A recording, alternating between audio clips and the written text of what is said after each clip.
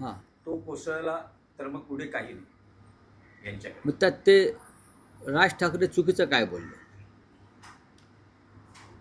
हा जो आहे भारतीय जनता पक्ष सध्याचा, हा मोदींच्या करंगळीवरती उभा असलेला डोलार आहे.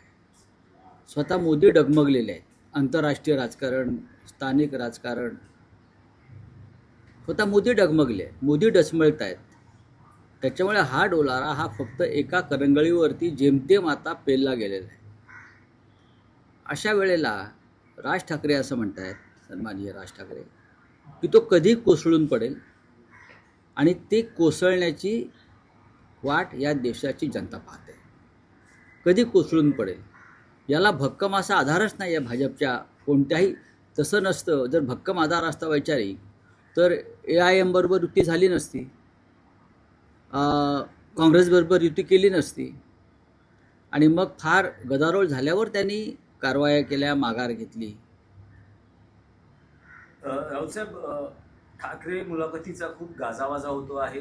पण काल राज्याचे मुख्यमंत्री देवेंद्र फडणवीस यांनी मुलाखतीत असं म्हटलं आहे की ब्रँड ठाकरे, जो या निवडणुकीत सतत उल्लेख होता, ब्रँड ठाकरे, तर बाळासाहेबांशिवाय कोणताही दुसरा ब्रँड नाही आणि या निवडणुकीत ब्रँड सांगणाऱ्यांचा बँड वाजवू, ठीक असंही आहे, फडणवीस म्हणतात. त्यांनी ब्रँडची ब्रँडी प्यायली आहे थोडीशी, बरं का, त्यांच्या, पण ती शाकाहारी ब्रँडी आहे गुजरातची, त्याच्यामुळे त्यांना ती चढणार नाही. प्रश्न असा आहे की तुम्ही कोण ठरवणार? शिवसेना प्रमुखांनंतर आम्ही निवडणुका लढलेलो आहोत त्यांच्याच आशीर्वादानं. त्या निवडणुका चांगल्या प्रकारे आम्ही जिंकलेलो आहोत. तुम्ही त्या सत्तेमध्ये पण सहभागी झालेला आहात आमच्याबरोबर महाशय. आणि माननीय बाळासाहेब ठाकरे जसे एक ब्रँड होते, मग मोदींनंतर तुम्ही काय करणार आहात? आज जर मोदी ब्रँड असेल असं तुम्ही म्हणताय, मग जेव्हा मोदी नसतील, अमरपट्ट्या घेऊन कुणी आलंय का?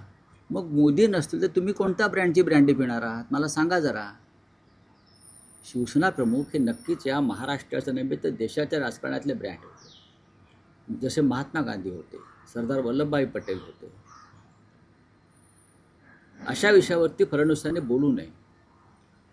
फडणवीसांनी वर्तमानावर बोलावं आणि बाळासाहेब ठाकरे यांच्याविषयी चर्चा करण्याचं किंवा त्यांच्याविषयी भूमिका घेण्याचं त्यांना कारण नाही. ज्या शिवसेना प्रमुखांचा पक्ष तुम्ही फोडलात, ज्या शिवसेना प्रमुखांच्या चिन्हाची चोरी करून तुम्ही दुसऱ्यांना दिलं, त्यांनी शिवसेना प्रमुखांचा उल्लेख करावा, हे आश्चर्य आहे. राऊतसाहेब, आणखी एक विषय आहे की बिनविरोध निवडणुकीचा कल्याण डोंबिवलीमध्ये अजून हे बिनविरोध सत्र थांबताना दिसत नाही. याआधी जवळपास 21 उमेदवार इथे बिनविरोध झाले, त्यात शिंदे शिवसेना आणि भाजपचा समावेश आहे. काल सुद्धा हे बिनविरोधचं चक्र अजून सुरू असल्याचं दिसतं आहे. डोंबिवलीमध्ये ठाकरे गटाच्या उमेदवारानं एकनाथ शिंदे यांच्या उमेदवाराला बिनशर्त पाठिंबा दिलाय, माघार घेतली आहे निवडणुकीतून. नाही, ते ह्याविषयी त्या भागातलं काम जे पाहतात त्यांच्याकडून विचारणा सुरू आहे. माझ्याकडे त्या संदर्भात योग्य माहिती नाही आहे, मी त्याच्यावरती उत्तर देणार नाही. पण हे सगळे शेवटी पैशाचेच खेळ आहेत, दबावाचे खेळ आहेत. कोण कोणाच्या मागे जाईल सांगता येत नाही. जर भाजपा काय AIMची युती होऊ शकते, AIIMची, किंवा भाजपा अंबरनाथला काँग्रेसची युती होऊ शकते, तर देशाच्या महाराष्ट्राच्या राजकारणात भाजपला काही शक्य नाही किंवा शिंदे गटाला काही शक्य नाही. 226 मध्ये तेजल पवार यांनी मला माहिती बघा, असे वॉर्डावाईज प्रश्न विचारू नका. शिंदेकडून जे जुने जाणते शिवसैनिक आहेत, विशेषतः लालबाग परळमधले शिवसेना नेते, यांना काय म्हणतात, एक अप्रोच होतो आहे, ते त्यांच्या घरी जातात. काल माजी आमदार दगडू सकपाळ यांच्या घरी गेले, ते गेले, शिंदे गेले होते, आमदार निलेश राणे सोबत होते, जवळ 1-1.5 तास ते त्यांच्या घरी होते. असं म्हटलं जातं की दगडू सकपाळ नाराज आहेत, त्यांच्या मुलीला उमेदवारी मिळाली नाही. दगडू सकपाळ हे शिवसेनेचे जुने जाणते नेते आहेत, पदाधिकारी आहेत, आमदार होते. त्यांच्या मुलीला उमेदवारी जशी मिळाली नाही तसे अनेक ज्येष्ठ नेत्यांच्या, पदाधिकाऱ्यांच्या जवळच्या लोकांना उमेदवारी मिळाली नाही. जर उमेदवारी मिळाली नसेल त्यामागे काही कारणं असतील. दगडू सकपाळ आणि त्यांचं कुटुंब हे कायम ठाकरे कुटुंबाबरोबरच राहिलं आहे. पण जेव्हा एखादी उमेदवारी विशिष्ट व्यक्तीला दिली जात नाही तेव्हा त्यामागे काही त्या भागातली स्थानिक कारणंसुद्धा असू शकतात आणि ती डावलून उमेदवारी देणं म्हणजे उमेदवाराचा पराभव घडवणं असं असतं. हे आमच्या दगडूदादांना सुद्धा माहिती आहे. ठीक आहे, ते नाराज असू शकतात. आम्ही त्यांच्या घरी जाऊ. मधल्या काळात ते साताऱ्याला किंवा त्यांच्या गावाला जाऊन बसले होते असं मला कळलं. मी चौकशी केली. मी स्वतः त्यांच्याविषयी सद्भावना बाळगणारा माणूस आहे. पण दगडूदादा हे आमचेच आहेत. आता एकनाथ शिंदे, निलेश राणे यांना एक दिवसाची बातमी हवी असते. याला फोडला, त्याला फोडला, त्याच्या या एक दिवसाच्या बातम्या असतात.